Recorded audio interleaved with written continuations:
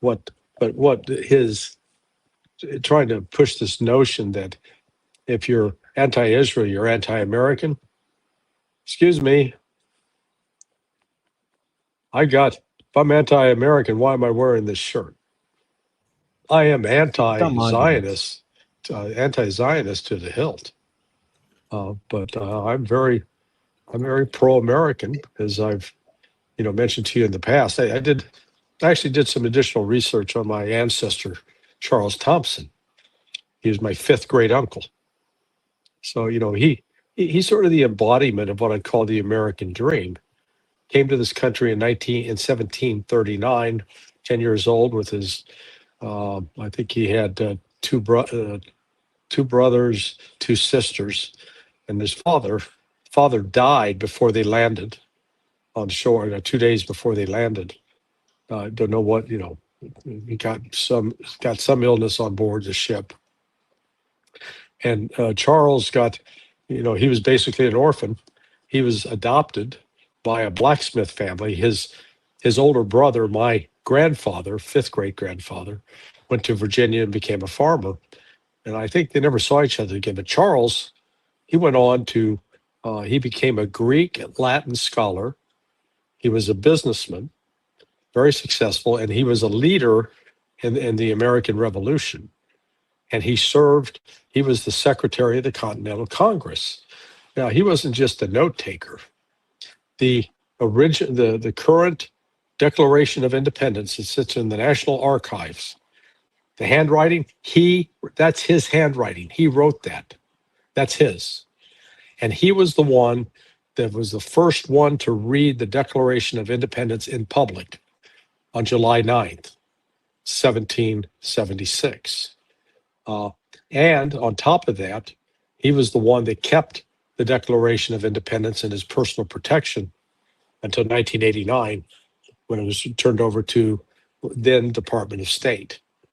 So, I come out of this with a family history of patriotism. That's a cool uncle. Yeah, it is. What made him even spectacularly cool is he became a great friend of the Delaware Indians. And even though he was not a lawyer, but he was involved in a court case against the most powerful family in Pennsylvania, the Penn family, William Penn's family, who were trying to take the land from these Delaware Indians. And my fifth great uncle is the one who spoke in their behalf, and the Indians ended up winning the court case. And they called my great uncle, he was known as the man of truth to them. So unlike many Europeans who came in and exploited the Indians and killed them, he had the exact opposite reputation, that he was a genuine friend of and looked out for the interests of them. What is really fascinating is that he had all the inside information on all of the delegates to the Continental Congress. So he knew who was seeing prostitutes. He knew who was a drunk. He had all this information. Instead of releasing he was CIA before CIA. Yeah, or J. Edgar Hoover.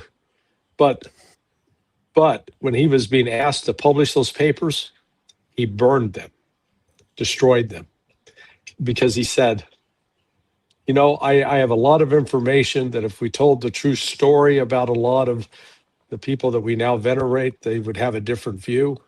And he said, I don't want to do that. I would rather preserve the heroic account that exists instead of showing the feet of clay that many of these great men had. So he was a class act.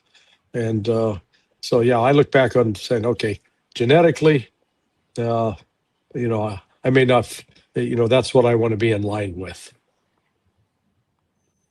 Yeah.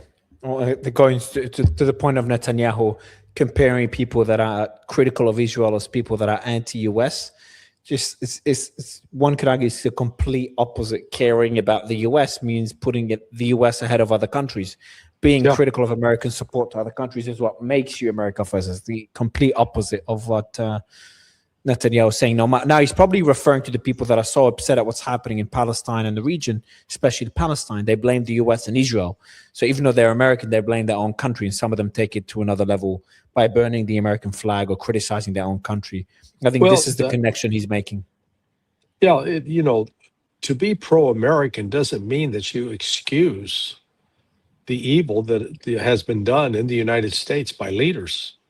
I mean, the attempt to exterminate the native populations. That is a sordid mark on our history. The allowance of slavery, enslaving human beings, and depriving them of their rights. That's nothing to be proud of. So to criticize the leaders of the United States for not upholding the kinds of values that my uncle upheld doesn't make you anti-American. It means you understand what sort of the vision of America could be, what it was expected to be. As Reagan talked about it, a city on a hill. But we're not supposed to be the country that goes out and tell other countries what to do. Yeah, stay at home, fix your own problems. Be an example that others will want to follow. Lead by example, not by words, not by command, but lead by example. Values above country. I guess a better way. The way I would put it is like obviously everyone should put their country above others if you want to be nationalistic and patriotic, but that doesn't mean you want to know what a good indicator of a good civilization is. How clean are the public toilets? Because never thought of that. Where'd you get that from? Me, having traveled around the world, the world and been in some real shitholes. So Japan will be top of the list. Some genuine, authentic shitholes. Yeah. Well, it's when you see do people take time to be clean, and to or do they just trash the area they're around? Littering is another example as well. I mean, when I was 9 years old, 10 years old, going into becoming a teenager in the 60s, it was common back then that you'd be driving down the road and you had trash, you just throw it out the window. That used to be sort of commonly accepted in the middle part of the 1960s. And then someone came up with this concept, hey, let's start an anti-littering campaign, which, frankly, I fully endorse and support. And, it's, again, part of that anti-littering gets back to, do you care about your environment? Do you care about other people, what they have to experience? Or are you just so self-centered and that you can do whatever you want? And you don't... Yeah, I agree on that, especially the self-centered one. Like someone that cleans after themselves in the toilet is actually a good indicator of how selfish or selfless they are. Well, yeah, I've thought of that before as well, yeah. Do you care about what the person that comes after you? That's a good indicator. Yeah, so it's just, again, it gets back to the thing about the bottom line, the fundamental line in human relationships is how we treat each other. And BB's toilet must be a mess.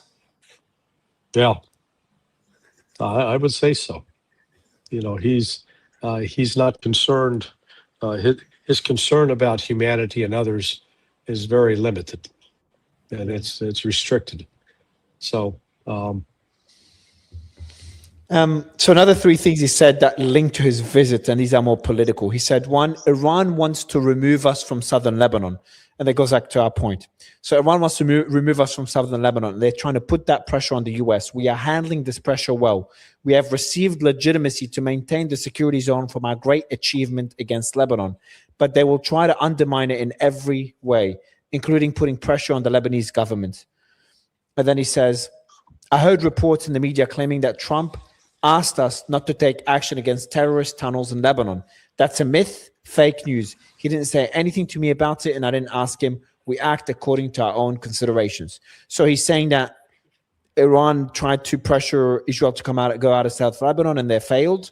And he also says that Trump did not tell him to stop or to ease up on the attacks on Lebanon. We had reports earlier that they wanted to attack Beirut. Trump stopped them. They wanted to continue moving into Lebanon. Trump stopped them. They wanted to continue demolishing villages. Trump stopped them. He's claiming those reports are true, which politically he would probably do that anyway. It's politically better for him. So I don't know what you make of these 2 points. Number one, his first point that Iran still hasn't been able to kick out Israel from South Lebanon. Does that concern you? Yeah, it's a violation of Lebanon's sovereignty and territorial integrity. Look, it would be one thing if the evidence over the last 6 months showed that Hezbollah was routinely bombing civilian areas, killing civilians, attacking civilian buses, etc. But that's not the case. The actual numbers of civilians, have a few been killed and wounded? Yes. But the overwhelming number of dead civilians are on the Lebanese side of the border because of Israel's actions. But I would say, let's assume that Israel was not killing civilians in Lebanon, but that Hezbollah was routinely, attacking every civilian center, ignoring military targets. Because the reality is what Hezbollah has been focused on is attacking military targets. Well, in that case, I would say Israel would have a right to create a buffer zone because Hezbollah is killing civilians. I don't support anybody that thinks it's okay to launch a missile or a drone or a hand grenade or a suicide bomber or whatever that's going to blow up school children, diners at a restaurant. Sorry. I apply that. That's a universal standard. It gets applied to everybody. And what we've seen is Israel uses that as its excuse to kill civilians in Lebanon. But the fact of the matter is Hezbollah has not been doing what Israel claims it has been doing. Yeah. The last thing he said is about Gaza. It's a bit heartbreaking as well. There will be no reconstruction in Gaza without disarmament and demilitarization in the designated area. Yeah, man, Hamas is not giving up. Yeah. So we'll see. We'll see how long Israel can sustain that kind of activity. Look, the last 3 years have not been kind to Israel's economy, despite Bibi's upbeat assessment. It has significantly suffered. If nothing else, just the lack of tourism. Tourism used to be a big moneymaker. Not anymore. Yeah. I want to play one more clip here. Obviously, you know about the USS Liberty, and there's one guy. I'm not sure if you know, a survivor from USS Liberty, Phil Turney. This is a video of him, and he burns the flag of Israel. You can play it whenever it's ready. He endorsed Thomas Massey for president for 2028 as well. But I'll play the video. That one went viral today. I burned this evil flag on the 4th of July in remembrance of my 34 brothers tattooed in my arm who were slaughtered by Israel June 8, 1967. I also call out all the Zionist Congress, senators. You're supposed to fight for this country, not Israel. So you should be voted out, all of you. Thomas Massey for president, 2028. Yeah. Yeah. Oh, I've got a good question linked to this. So Chris Martinson told me something interesting today. He said, I can't remember the context of it, but there is something that everyone knows. And then the next level from that, so obviously the lowest level is something nobody knows. The next level from that is some people know, that people start talking about it, analysts, etc. Right. We know Iran won the war. Then the next thing is something that everybody knows, something like, I don't know, ISIS is bad, or Israel, people in Gaza are suffering. And then the last one is, the last stage is something everyone knows that everyone knows. So that's when it becomes really mainstream. It becomes almost irreversible. What it means there is that he gives the example of the emperor with no clothes. Is that everyone would see the emperor with no clothes, but it takes for one person to say it and then everyone to realize, yes, he doesn't have any clothes, and then everyone knows now that everyone knows, and that's when it becomes reality. COVID was a good example. Right. It's like everyone knew something was off, but then when people started speaking out and censorship didn't work anymore, then everyone knew that everyone knew something was off. And I feel we're at that stage, that, you know, the crossing of the chasm stage, when it comes to Israel, Israeli influence in the US, US support for Israel and Israeli foreign policy. We're getting to the stage from where everyone knows, and we're crossing now as we speak in the next few months and years, where everyone is starting to know that everybody knows. And I think this is where it becomes, in my view, almost irreversible when it gets to that stage. What we know about COVID now cannot be undone. And I think we're witnessing, especially this year and the last couple of years, but accelerating, the same thing happening when it comes to the perception of Israel. Yeah, and within that is this survivor of the attack on the USS Liberty, Lyndon Baines Johnson, the president. He was a tool of Israel back then. He had an Israeli mistress, so that was one of the things that led him.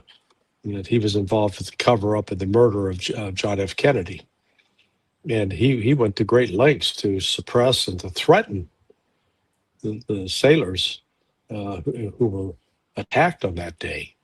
And it's just now 59 years later, it's now starting to get around, and Americans who weren't even born then are now saying, what the hell?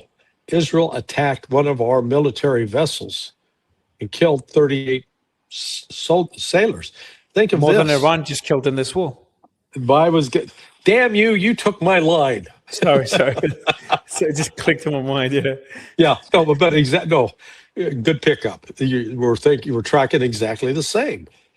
You know, we want to get outraged at Iran for the deaths of 13 soldiers. Okay.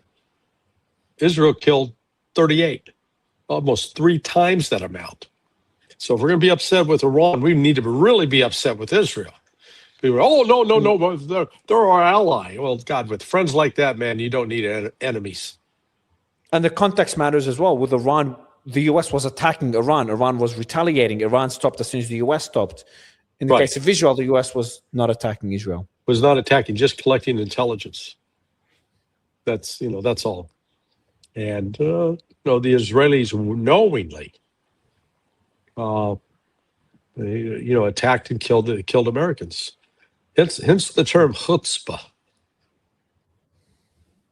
Really? Or I'm just saying that's an example. That would be a classic example of chutzpah. Or as Michelle Boxman called it, chutzpah. Yeah, it's I don't know. It's just we're witnessing something. I want to get with you one last story to wrap up, but we're witnessing something pretty significant when it comes to the U.S.-Israeli relations.